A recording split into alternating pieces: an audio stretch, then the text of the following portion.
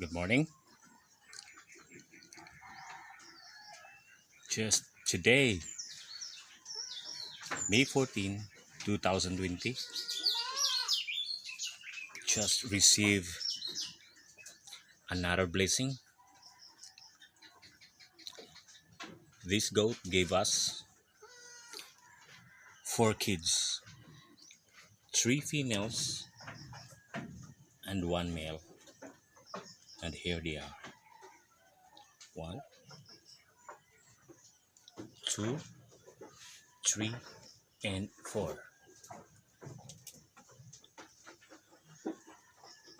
Again, guys, four kids, three females and one male. And here is the dam.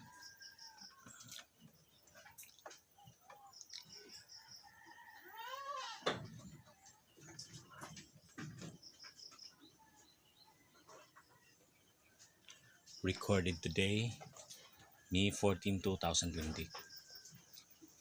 Four kids, guys. Three females and one male.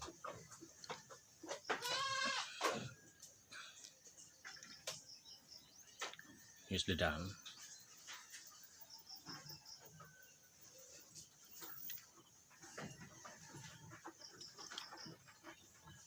She's 3.5 years old and still productive. And that's it.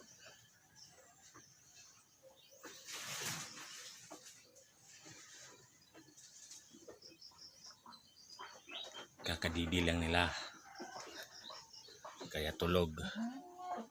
So,